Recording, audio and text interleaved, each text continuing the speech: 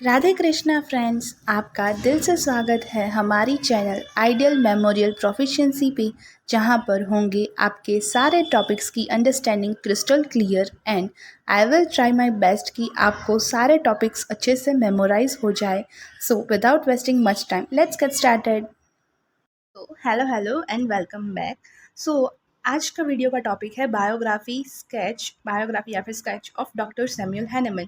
ये है fourth video of biography of doctor Samuel Hahnemann. First था इंट्रोडक्शन, सेकंड था birth, early life and education, third medical practice और आज का होने वाला है discovery of homeopathy. So biography में आगे बढ़ते हुए और without wasting much time today's topic को स्टार्ट करते हुए मेरी मस्ती भरी लैंग्वेज को इग्नोर करके आज के टॉपिक को स्टार्ट करते हैं। Discovery of homeopathy. Richard Haehl, the biographer of Hahnemann. Richard Hell, the biographer of Hahnemann, says the Cullen's Materia Medica established the first milestone on the new method of treatment of which Hahnemann was originator। यानी कि Richard hello है, उन्होंने Hahnemann sir की biography लिखी थी, इसीलिए Richard hello है वो बायोग्राफर है हैनेमन सर के। उन्होंने बताया कि जो कुलेंस मटीरिया मेडिका है वो फर्स्ट माइलस्टोन है ये न्यू मेथड का, जो हैनेमन सर जिसके ओरिजिनेटर होने वाले हैं वो। सो इन 1790 में while translating Cullen's Materia Medica from English to German, जब इंग्लिश से जर्मन में Cullen's Materia Medica का ट्रांसलेशन हो रहा था, he came upon an idea which was to be the germ of this completely new system of medicine, homeopathy। उनको एक नया आइडिया आया जो एक बीज था, एक जर्म था for completely new system of medicine, homoeopathy का। Cullen was a professor of medicine at London university. Cullen जो थे, जिनकी मटीरिया मेडिका हैनेमन से ट्रांसलेट कर रहे थे, वो प्रोफेसर थे मेडिसिन के at London university and had devoted 20 pages of his Materia Medica to the therapeutic indication of Peruvian bark। और 20 pages उनकी Materia Medica में therapeutic indication of Peruvian bark या फिर सिंकोना बार्क आप बोल सकते हो, या फिर चाइना ऑफिशनालिस, कोई भी नाम आप ले सकते हो। इनके therapeutic indication of Peruvian bark के ऊपर 20 पेजेस लिखे थे उन्होंने। And he attributed its success in the treatment of intermittent fever to the fact that it was bitter and its tonic effect on stomach. और उन्होंने एट द एंड जो conclusion होता है उसमें कुछ इस तरीके के एट्रीब्यूट दिए कि जो सक्सेस है पेरुवियन बार्क की इन the treatment of intermittent fever, वो फैक्ट है, वो है क्योंकि जो बिटर टेस्ट है पेरुवियन बार्क का, उसके कारण, और उसके जो इफ़ेक्ट्स है वो टॉनिक इफेक्ट है स्टमक के। ये दो रीज़न के कारण उनकी जो इंटरमिटेंट फीवर पे है ट्रीटमेंट वो अच्छे से वर्क कर पा रही है। सो Cullen was a professor of medicine at London University and had devoted 20 pages of his Materia Medica to the therapeutic indication of Peruvian bark, and he attributed its success in the treatment of intermittent fever to the fact that it was bitter and its tonic effect on stomach. Hahnemann sir was dissatisfied with this explanation, so much so that he did so as much he did that he did something quite extraordinary, that he took the medicine himself।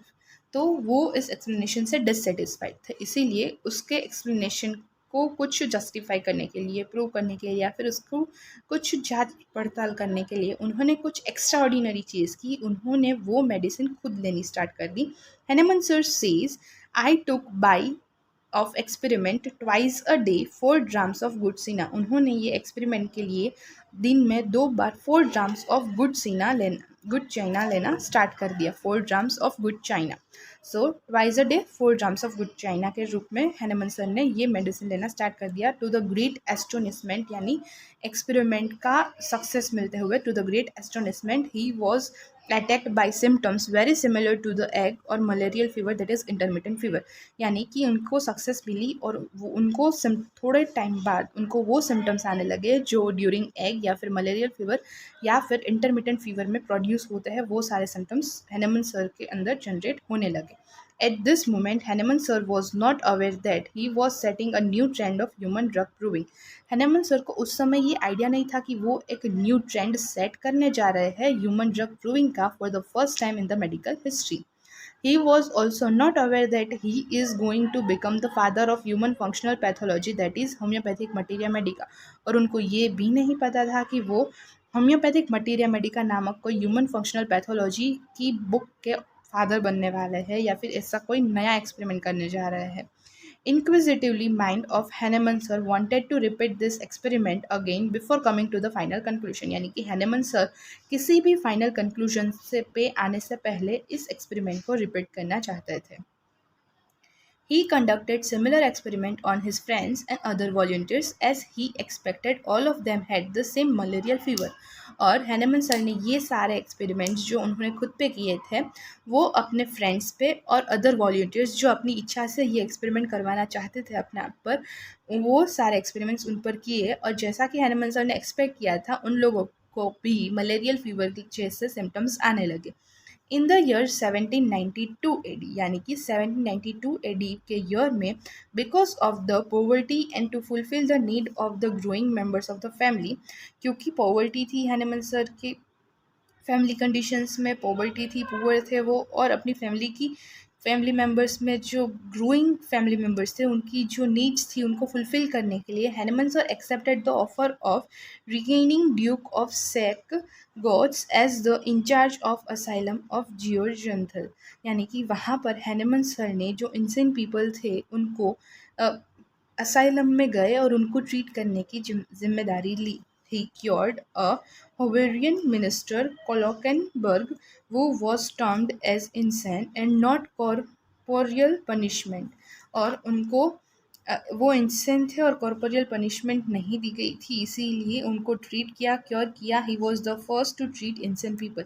यानी कि ये सब pronunciation अगर wrong है then I am sorry, लेकिन ये सब चीज़ों का सिर्फ इतना ही मतलब है कि हैनेमन सर ने ये एक असाइलम में जाकर इंसेंट पीपल को जो ट्रीट करने का ज़िम्मा लिया था उसमें वो फर्स्ट पर्सन थे जिन्होंने इंसेंट पीपल को ट्रीट किया और क्योर किया। Hahnemann's fate did not allow him to remain in one place. He moved from Georgenthal to Wesselben, etc., etc., etc. You can see and write out from in your notes, but ये ज़्यादा कुछ important नहीं है, just for in detail biography में जा रहे हैं तो जो important चीज़ें हैं वो हमने mention की है। And sorry for if I'm doing some wrong pronunciation and for the background noises. So let's move forward. Finally, in the year 1795 AD, he migrated to Koningstrolleter and remained there till 1799 AD. Hahnemann sir experimented with other medical substances which are most specific to certain disease। फिर Hahnemann sir ने वहाँ पर बहुत सारे medical substance के साथ experiment किया जो कि बहुत सारे स्पेसिफिक सर्टेन डिसीज़ में मोस्ट स्पेसिफिक सब्सटेंस को टेस्ट किया जो सर्टेन डिसीज़ में यूज़ होते थे। Surprisingly, all these medicines were capable of producing the same disease state in the healthy humans for which they are used as a specific medicine। Surprisingly यानी कि Hahnemann sir के ये experiments के बाद Hahnemann sir को पता चला कि ये सारी मेडिसिन कैपेबल है producing the same disease state, यानी कि वो सेम डिसीज स्टेट को प्रोड्यूस करने के लिए हेल्दी ह्यूमन बीइंग में जो डिसीज पर्सन में स्पेसिफिकली उस डिसीज़ के लिए वो मेडिसिन दी जाती है। Means on this basis such successive experiment Hahnemann sir came to a conclusion that, ये सारे एक्सपेरिमेंट्स के बाद हैनेमन सर एक कंक्लूजन पे आते हैं जो कि है medicine cure disease because they can produce similar disease in healthy individuals. Medicine है वो डिसीज को क्योर कर पाती है क्योंकि वो सिमिलर डिसीज को हेल्दी इंडिविजुअल्स में क्यों प्रोड्यूस कर रही है, इसीलिए the whole homeopathy derives on this law. और ये पूरा होम्योपैथी है वो इस लॉ पे डिराइव्ड है, बेस्ड है। In the year 1796, the discovery was brought to light in the essay titled, और 1796 में हैनेमन सर ने फिर से एक ऐसे लिखा और इस टाइटल में लिखा और उनके अंदर ये सारे ऐसे में 1796 में ये सब कुछ मेंशन किया अपने एक्सपेरिमेंट्स के बारे में। और ऐसे का टाइटल था एन ऐसे on new principles for ascertaining the curative power of drug and some examination of the previous principle, an essay on new principles for ascertaining the curative power of drugs and some examinations of the previous principles। It was published on Hufeland's journal volume 2। ये publish हुआ था Hufeland's journal की second volume में part 3 और 4 में pages 391 to 349 and 456 to 561। So ये सब important नहीं है, बस ये टाइटल याद रखना है, ये इंपॉर्टेंट है। 1796 में under the title an essay on new principles for ascertaining the curative power of drug and some examination of the previous principles. He put forward his doctrine of similar similibus curature in front of that means like yours like, in contrast to age old contraria contraribus curenture, opposite cures opposite. यानी Hanuman sir ने अपना similia सिमिलबस क्यूरेंचर का idea put किया in front of contraria contraribus curenture. Richard Hell says 1796 is the birth year of homeopathy. Euclid was one of the close friend of Hahnemann, but in the later years he criticized Hahnemann severely. जो यूफ्रेंड थे वो हनेमन sir के बहुत ही अच्छे दोस्त थे, इसीलिए हनेमन sir अपने ज़्यादातर एक्सपेरिमेंट्स को as an essays and lesser writings Hufeland journal में पब्लिश करवाते थे। लेकिन in the later years Hahnemann sir को यूफ्रेंड ने बहुत ज़्यादा क्रिटिसाइज किया severely. Between the year 1790 to 1805 AD Hahnemann published 5500 printed pieces of work. और हनेमन सर ने कुछ इन सालों के बीच यानी 15 सालों में 1790 से 1805 तक 5500 प्रिंटेड पेजेस ऑफ वर्क को पब्लिश कर दिया। In 1805 he published medicine of experience, और 1805 में उन्होंने पब्लिश किया medicine of experience and his Organon rational and Heilkunde, that is Organon of rational art of healing, that is Organon of medicine का first edition was published in 1810।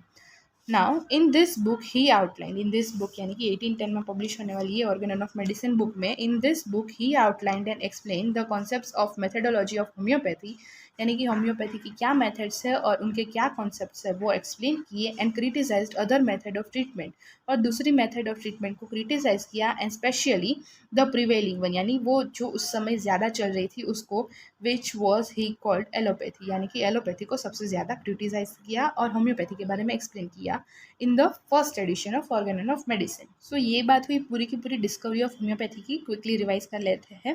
Richard Haehl the biographer of Hahnemann says the Cullen's materia medica established the first milestone on the new method of treatment of which Hahnemann was originator.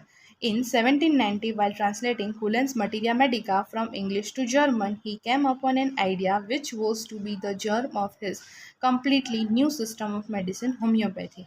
Cullen was a professor of medicine at London University and had devoted 20 pages of his Materia Medica to the therapeutic indication of Peruvian bark, that he attributed its success in the treatment of intermittent fever to the fact that it was bitter and its tonic effect in stomach.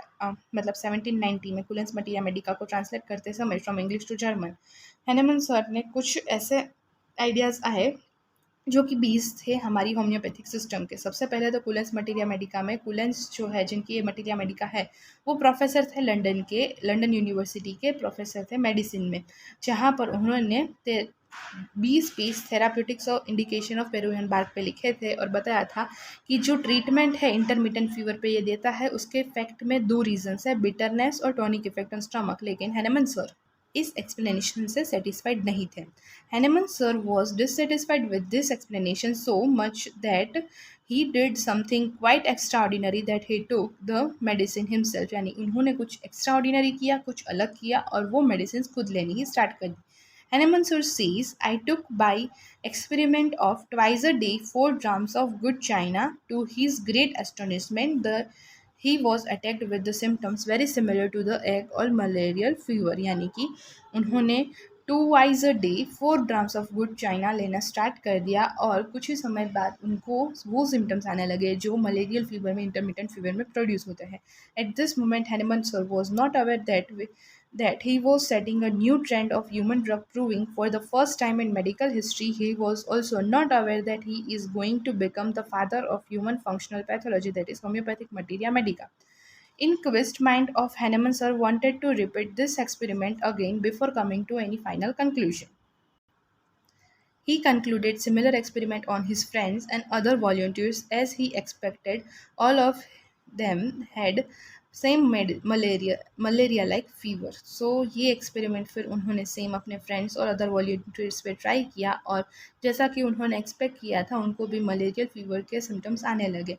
फिर 1792 में poverty के कारण उन्होंने एक asylum में जियोजेंथल में जाने का जो प्रपोजल था वो एक्सेप्ट कर लिया था और वो सबसे पहले इंसान बने। He was the first to treat the insane people.